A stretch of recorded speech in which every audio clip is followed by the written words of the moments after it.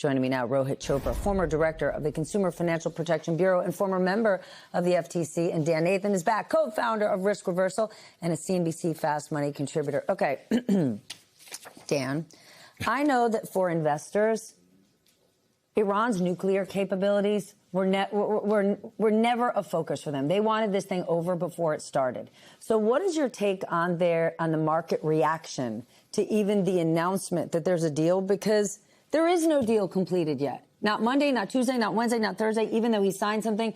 J.D. Vance isn't sitting down in Switzerland today. Yeah, this reminds me a lot of April 2025, right? We had that tariff rollout and, the markets kind of freaked out very quickly. And then it didn't take long before I think investors just kind of tried to quantify what that would mean for the economy first. And then just the markets end up discounting it. That's exactly kind of what happened this time around. So when you think about just, though, 14 months now, we've had this cumulative nature of inflation. If you look at the supply chain disruptions that we had because of the tariffs, then you look at what's happened here, it really is a bit of a problem for the economy. It hasn't been a problem for the markets, right? So you had that freak out in oil. It went from basically 65 to 120. Here we are, like you just said, we're at 9-month lows right now. But the problem is not the oil market and really so much of the Strait of Hormuz. It really is where gas at the pump is right now. And when the war started, the idea that we are energy independent but disconnected from the price of oil around the world makes no sense. You just said it. We're below $4 a gallon.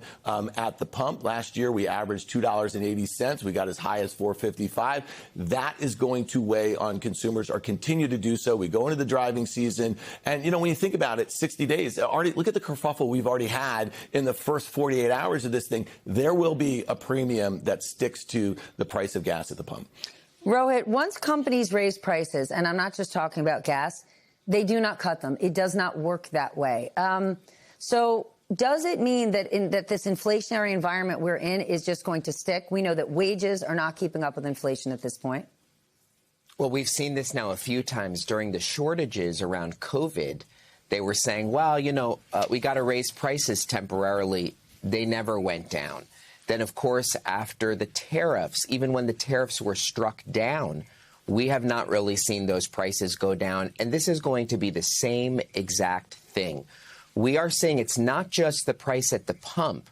There were so many other effects of the war, including fertilizer prices going up. We saw impacts on the housing costs, mortgages, so many items. A lot of that stuff is not going to go down. For people who think those airfares are going to go down for summer vacation, that's just not going to happen. We have seen consumers, I think, paying $360 million per day in extra costs. This is really going to affect people, and we are seeing it in the numbers on credit cards. The amount of credit card delinquency is now going up and up, reaching levels we have not seen in a while, because people are needing to swipe and borrow just to get by in this economy, and it's going to be a tough summer for people. All right, Rohit, new topic, but still tied to the war. Bloomberg is reporting that in the last week, someone opened an account on Polymarket, placed several bets that there was going to be a peace deal with Iran when the odds were very much against that happening, and now they can make over $1 million. What are your thoughts on this? This is just another coinky-dink?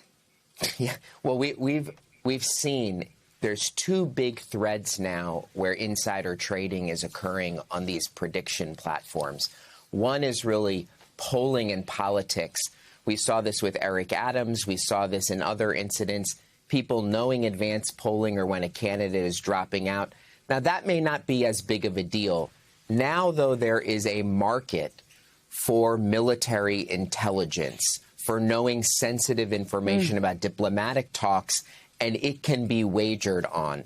This really has some serious national security risks and manipulation, particularly when there is big money at stake on some of these trades. It's a big problem. All right, I got another topic. Elon Musk. We talk about him a lot. There is reporting that he is considering now merging SpaceX and Tesla. I want you to tell us why. This is not the first time he's done something like this with companies he controls. And remember, he has more control than ever. Shareholders don't like it. Board doesn't like it.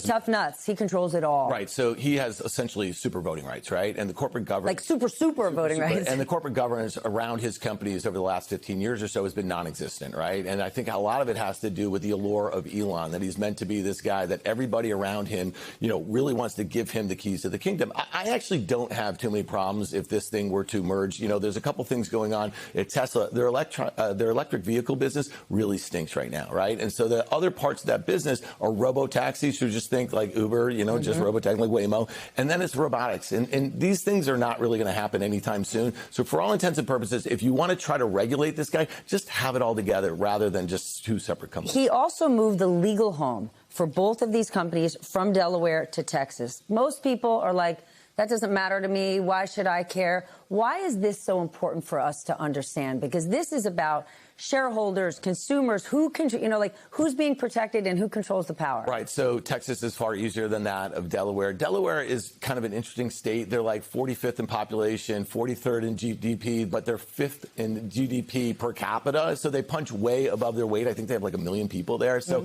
again, I don't have much of an issue with this too. Like in many ways, you're kind of breaking a stronghold of something that's existed in corporate America for a long time. But going to Texas, should the average person worry, like, wait a minute, if they're in Texas, is the customer going to be protected? Is the employee going to be protected? Or is it all about corporate interests? The guy won. He's a trillionaire. And literally, think about it. He's like every Bond villain smashed into one. You know what I mean? He controls some of the most important companies in the world, that sort of thing. Sadly, he won. Whatever he wants to do, Elon does. You know what? You're right. Rohit, great to see you. I'm sorry we are out of time. Always great to have you here.